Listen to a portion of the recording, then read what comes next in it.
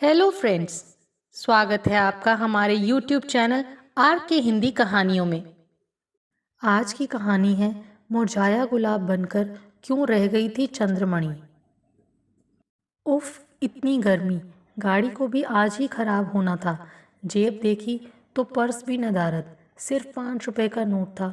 अब तक 3 टेम्पो को इसलिए छोड़ चुका था कि सवारियां बाहर तक लटक रही थी, पर इस बार अपना मन मजबूत किया कि बेटा राजीव, टेम्पो में इसी तरह सवार होकर घर पहुंचना पड़ेगा। सो इस बार मैं भी बाहर ही लटक गया। थोड़ी देर में खिसकते खिसकते बैठने की जगह मिल ही गई। यह क्या, सामने वाली सीट पर बैठी सवारी जानी पहचानी सी लग रही थी। उन दिनों उसके चेहरे पर मृगनयनी सुंदरता के साथ गुलाब की कली से अधखिले होंठों पर हर क्षण मधुर मुस्कान फैली रहती थी। लंबे काले घुंघराले बाल कभी कभी हवा के साथ गोरे चेहरे को ऐसे ढक लेते थे जैसे काली घटा में छिपा चांद हो, जिसके नाखून भी काबिले तारीफ हों। उस रूप लावण्य को कैसे बुलाया जा सकता है। यदि मैं कवि होता तो उस पर श्रृंगार रस की कविता या गज़ल कह डालता। राजपूत घराने से संबंध रखने वाली चंद्रमणि 9वीं कक्षा से बीकॉम तक मेरे साथ पढ़ी थी। स्कूल स्तर तक तो उससे विशेष बोलचाल नहीं थी, पर कॉलेज में एक अच्छे दोस्त की भांति बोलचाल के साथ साथ खाली पीरियड में हमें कैंटीन में बैठकर चाय भी पिया करते थे। हमारे विभाग में 40 लड़के व सिर्फ 5 लड़कियां थीं। एक बार बारिश के मौसम में सब ने मिलकर पिकनिक का कार्यक्रम बनाया। 2-3 लेक्चरर भी हमारे साथ थे। 5-7 छात्रों के अतिरिक्त पूरी कक्षा ही थी। तभी एक लड़की बोली कि चंद्रमणि आज गाना सुनाएगी। इतने में सब ने शोर मचाना शुरू कर दिया। सभी उसे गाने को कहने लगे। एक बार मैंने भी धीरे से कहा, तब उसने गाना बाबुल की दुआएं लेती जा, जा तुझको सुखी संसार मिले, मायके की कभी ना याद आए, ससुराल में इतना प्यार मिले, सुनाया। एक तो गाने के बोल, दूसरे उसकी दर्द भरी आवाज़ ने सबकी आंखें नम कर दी थी। यह मुरझाया चेहरा, उलझे बिखरे बाल, सूनी आंखें जिनमें कभी सुखद सपने बसा करते थे, ये फीके फीके रंग के कपड़े, क्या यह वही ताज़ा गुलाब सी खिली रहने वाली चंद्रमणि है? मैं सोच रहा था। मालवीय नगर सेक्टर 5। टेम्पो पर हाथ मारता हुआ लड़का जोर से चिल्लाया तो हम दोनों ही टेम्पो से उतर गए। मैंने कहा, चंद्रमणि। उसने धीरे से ऊपर देखते हुए कहा, राजीव, तुमने मुझे पहचान लिया? चंद्रमणि, अगर मैं पहल ना करता तो तुम मुझे पहचान कर भी मुझसे बात नहीं करती। जैसे उसकी चोरी पकड़ी गई हो। वह कुछ पल रुक कर बोली, नहीं नहीं, ऐसी बात नहीं। तुम यहाँ कैसे? पहले कभी नहीं देखा। मैं तो काफ़ी समय से टेम्पो से ही आती जाती हूँ। मैं यहाँ 1 साल से हूँ, सीए कर चुका हूँ। जौहरी बाज़ार में ऑफिस है। वहाँ से वापस आते वक्त यूनिवर्सिटी के बाहर गाड़ी खराब हो गई, सो आज टेम्पो से आया हूँ। तुम्हारी यह हालत देखकर मैं कुछ समझ नहीं पा रहा। तभी उसने कहा, मेरा घर आ गया, फिर कभी बात करेंगे। घर क्या, यह तो मात्र एक कमरा था जिसकी हालत भी कुछ अच्छी नहीं थी। घर पहुँचते ही सविता बोली, क्या बात है राज, आज इतने लेट व परेशान? सविता मेरा ज़रा भी लेट होने पर बहुत चिंतित हो जाती थी। मैंने कहा, पानी। वह फौरन पानी का गिलास ले आई व चाय की ट्रे भी साथ ही ले आई, जैसे चाय भी सविता की तरह मेरी ही प्रतीक्षा में हो। पानी पीकर मैंने कहा, सविता, अगर आज मैं अपनी गाड़ी से आता तो वह सब नहीं होता जो आज हुआ। सविता बोली, ज़रा मैं भी तो सुनूं, आज ऐसा क्या हो गया? इतने में बेटे के रोने की आवाज़ सुन उसने तेज़ी से अंदर की ओर कदम बढ़ा दिए। इतने में फिर मन का घोड़ा बेलगाम हो दौड़ने लगा। अगर आज गाड़ी खराब ना होती तो चंद्रमणि से मुलाकात कैसे होती? पर अब इस बात की बेचैनी थी कि अब कैसे दोबारा उससे मुलाकात हो ताकि उसके अतीत के बारे में कुछ जान सकूं। आखिर पिछले 7 साल में ही ऐसा क्या घटनाक्रम घूम गया? चंद्रमणि के पिता आर्थिक दृष्टि से तो संपन्न ही थे। मैं पिछले 7 सालों में कॉलेज की ज़िंदगी को कितना पीछे छोड़ आया था। बीकॉम के बाद 7 साल से सीए की प्रैक्टिस कर रहा हूँ। शादी हुए भी 2 साल हो चुके हैं। सविता एक पढ़ी लिखी सुसंस्कृत परिवार से है। हमारा एक बेटा है जो 1 साल का हो चुका है। सविता को भी चंद्रमणि के बारे में यह जानकारी थी कि वह स्वयं सुंदर थी, उतनी ही सुंदर गाती भी थी। सविता सोनू को गोद में ले आई व मुझसे बोली, राज आज कुछ सोच रहे हो? बस जैसे मैं उसके पूछने का ही इंतज़ार कर रहा था। अपनी सारी उलझन उसको कह सुनाई। इस पर वह बोली, अरे इसमें इतना परेशान होने की क्या बात है? आखिर तुम उसके दोस्त हो, जब वह पास ही रहती है तो एक दिन जाकर मिल आना, सारी गुत्थी सुलझ जाएगी। मैंने सोचा कि सुलझ जाएगी या और उलझ जाएगी। पता नहीं। फिर मैंने सविता से पूछा, तुम नहीं चलोगी? नहीं, पहली बार मेरा जाना उचित नहीं, वह खुलकर बात नहीं कर पाएगी। दस्तक के साथ ही चंद्रमणि ने साबुन से सने हाथों से दरवाज़ा खोला। कुछ असमंजस में साड़ी के पल्लू से हाथ पोंछते हुए बोली, अरे आओ राजीव। पलंग के सहारे एक पुरानी सी कुर्सी रखी थी, उस पर बैठने का इशारा किया। चारपाई पर एक छोटी बच्ची सो रही थी। मैं कमरे के खालीपन व दयनीय स्थिति से कुछ समझने की कोशिश कर रहा था। तभी चंद्रमणि के हाथ में 2 चाय के प्याले देखकर बोला, अरे बैठते ही चाय बना लाई, क्या बात है? जल्दी भगाना चाहती हो? इस पर वह ठंडी सांस लेकर बोली, आज अरसे बाद तो कोई हितैषी आया है, उसे भला जल्दी जाने को क्यों कहूँ? चाय का प्याला हाथ में देकर वह स्वयं ज़मीन पर बैठ गई। मैं अपनी उत्सुकता पर ज़्यादा काबू नहीं रख सका और सीधे ही पूछ बैठा, मैं तुम्हारी पिछली ज़िंदगी के बारे में जानना चाहता हूँ। राजीव, आज इतने सालों बाद मिले हो, क्यों मेरे घावों को हरा करना चाहते हो? मैं तुम्हारे घावों को हरा नहीं करना चाह रहा, मैं सिर्फ एक दोस्त के नाते तुम्हारी मदद करना चाहता हूँ। जब मेरी अपनी परछाई ही मेरा साथ छोड़ गई तो तुम मेरी क्या मदद कर पाओगे? मुझसे ज़्यादा दुखी इस दुनिया में और कौन होगा? दुख कह देने से दिल का भार कम हो जाता है चंद्रमणि। वह बताने लगी, मेरी बीकॉम करने के बाद की बात है। एक दिन मेरे माता पिता ने वैष्णो देवी जाने का कार्यक्रम बनाया। दूसरे दिन वे ड्राइवर को लेकर निकल पड़े। लौटने समय ट्रक व गाड़ी की टक्कर में ड्राइवर सहित तीनों घटनास्थल पर ही खत्म हो गए। शक्ल तक पहचानी नहीं जा रही थी। कहने को तो सोना चांदी, खेत खलिहान, हवेली सब कुछ था, लाखों की जायदाद थी, पर वसीयत न होने से सब कुछ चाचा ताऊ ने हड़प लिया। ताऊ जी ने अमीर खानदान के इकलौते वारिस से मेरी शादी करा दी, क्योंकि लड़के वालों को दान दहेज की ज़रूरत तो थी नहीं, बस मैं पसंद आ गई। बड़ी धूमधाम से हमारी शादी कर दी गई। मेरे पति राजेश मुझसे बहुत प्यार करते थे, सास ससुर भी अच्छे ही लगे थे। शादी के 2 माह बाद की ही बात है, हमारा कमरा ऊपर था। राजेश रात को सोने ऊपर आए तो उन्हें चक्कर आने लगे। थोड़ी देर बाद ही बोले कि मेरा जी घबरा रहा है। मैंने कहा कि छत पर ज़रा खुली हवा में बैठने से ठीक रहेगा। बस इतने में ही उन्हें खून की उल्टी हुई। यह देखकर मैं एकदम घबरा गई व दौड़कर पिताजी को बुलाया। उन्होंने उसी समय डॉक्टर को बुला लिया व उन्हें अस्पताल ले गए। 2-3 दिन की सारी जांच के बाद पता चला कि उन्हें ब्लड कैंसर है। बस उसी दिन से मुझे मनहूस माना जाने लगा। डॉक्टर ने मुझे सारी बातें बताई। राजेश की ज़िंदगी के अंतिम पड़ाव में मैं उसे खुश रखूं। यह भी सलाह दी। अब तो मेरी अग्नि परीक्षा थी। घर पर सबका व्यवहार मेरे प्रति बेहद रूखा व तनावपूर्ण था, पर मैं सारी परेशानियों को अपने सीने में दफन किए मुस्कुराना सीख गई, क्योंकि राजेश को मेरा उदास चेहरा कभी नहीं भाया करता था। राजेश की हालत बराबर गिरती जा रही थी। कई बार खून चढ़ चुका था, पर उन्हें बीच बीच में खून की हल्की हल्की सी उल्टी हो जाया करती थी। इससे ज़्यादा परेशानियों का पहाड़ मुझ पर और भला क्या टूट सकता था। मैं माँ बनने वाली थी।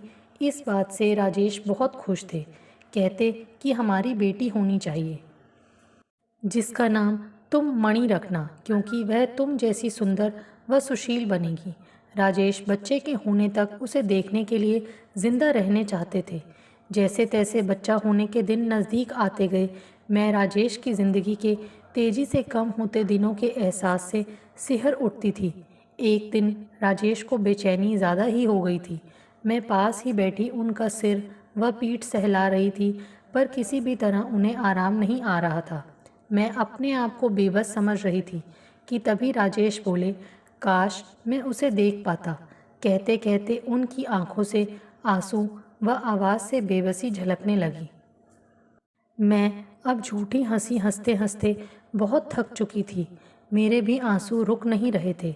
ना ही मेरे पास हिम्मत बची थी जो मैं राजेश को दे पाती।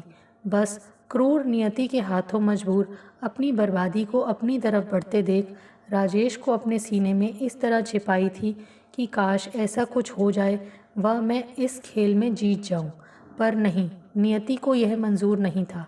डॉक्टर आए तो राजेश को यो बच्चों की तरह मुझसे लिपटा देखकर बोले कि क्या बात है, तबीयत कैसी है। मैंने कहा कि बहुत घबराहट थी, किसी भी तरह बेचैनी कम नहीं हो रही थी। शायद इस स्थिति में थोड़ा आराम मिला है। डॉक्टर को उन्हें यूं गतिहीन देख समझते देर न लगी। मेरे सिर पर हाथ रखकर बोले, बेटी इन्हें अपने आप से दूर करो, मुझे देखना है। मैं इस बात के लिए तैयार न थी। यह सोचकर कि उन्हें तकलीफ होगी, इतने में नर्स ने डॉक्टर का इशारा पाकर उन्हें मुझसे दूर कर पलंग पर लिटा दिया। डॉक्टर ने स्टेथोस्कोप लगाकर देखा व बिना कुछ बोले मुंह तक चादर ढककर चले गए। नर्स ने एक पर्दा पलंग के चारों ओर लगा दिया। अब तो मेरी आंखें फटी की फटी रह गईं, जैसे बीच बाजार किसी ने मेरा सब कुछ लूट लिया हो।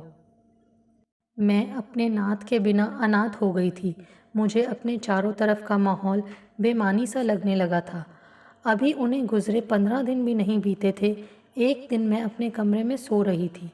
कुछ आहट सुन मेरी नींद खुली तो पिताजी को पलंग पर बैठे पाया। यह क्या, उनके मुंह से शराब की गंध पा मेरे पैरों तले धरती खिसक गई।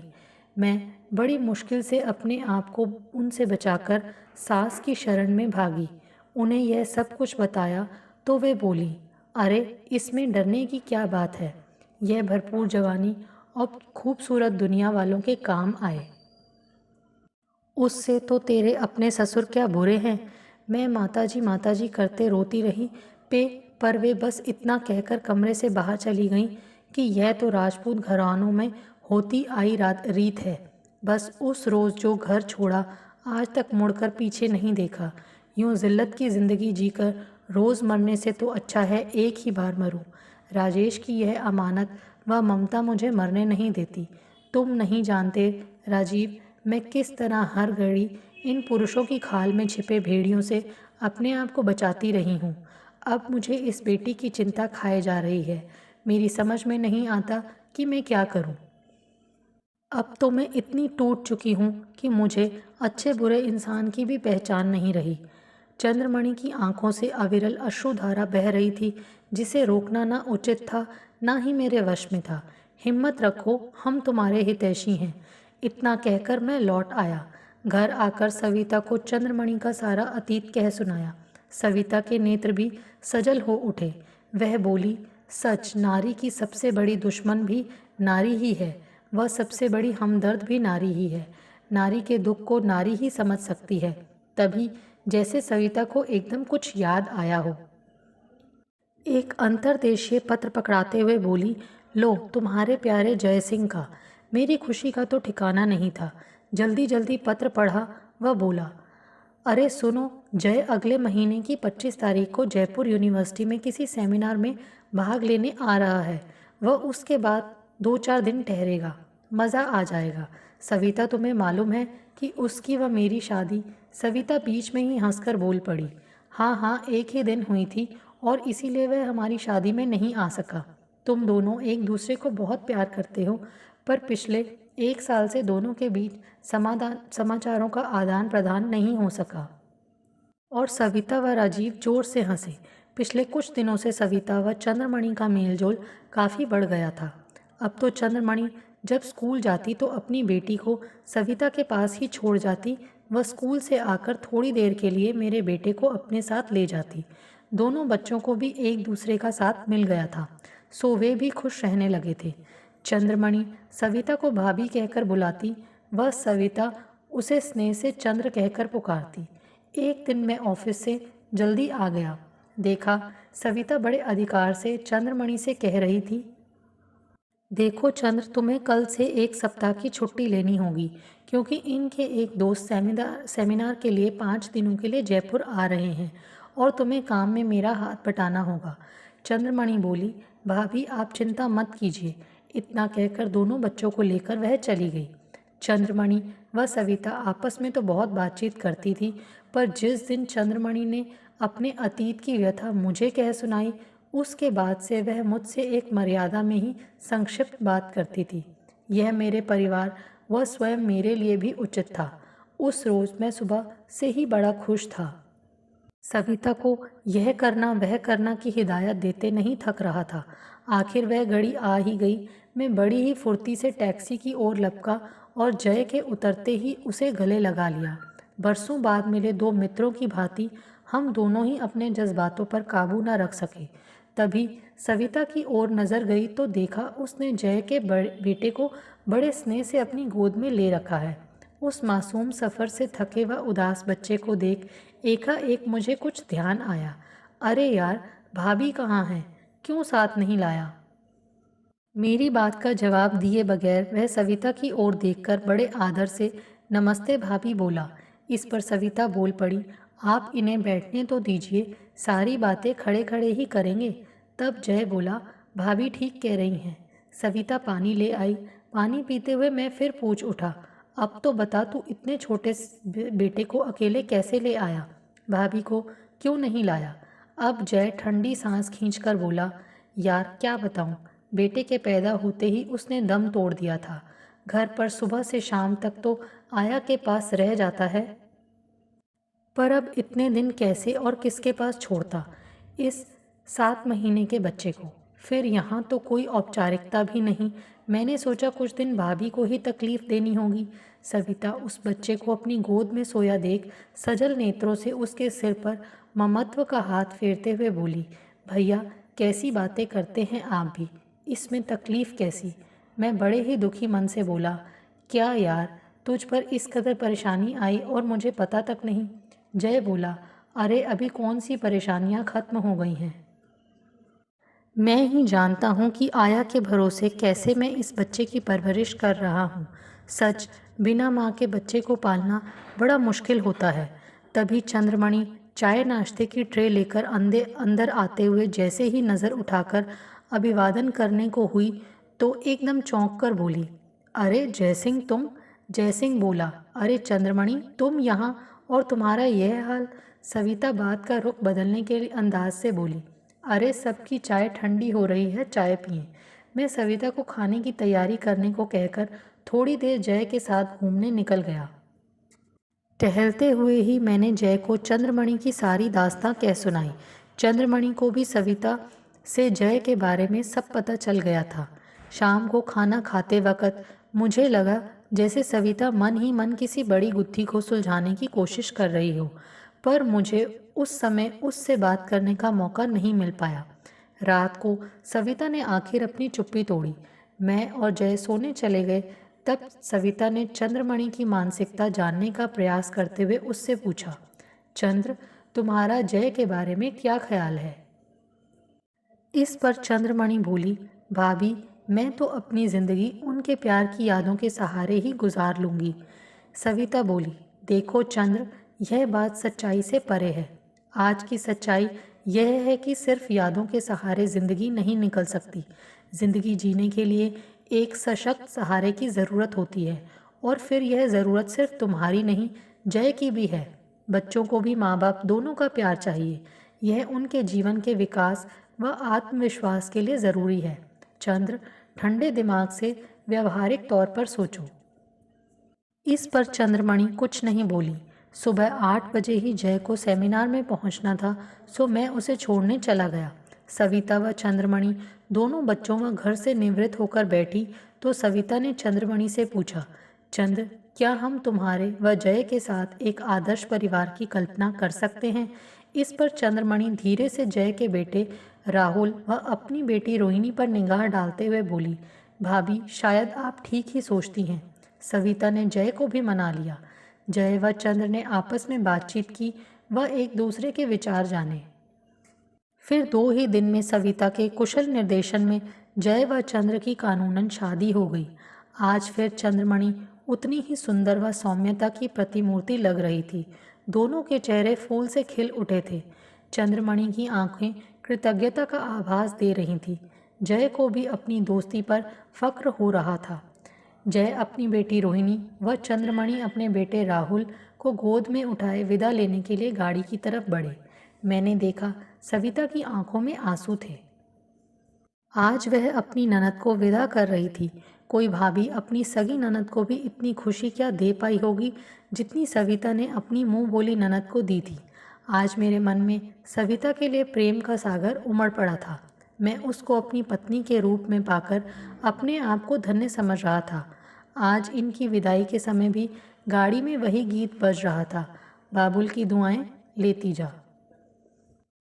आपको हमारी ये कहानी कैसी लगी प्लीज़ कमेंट करके ज़रूर बताइए। अगर आप इस चैनल पर नए हैं तो इसे सब्सक्राइब करें और शेयर करें। Thank you.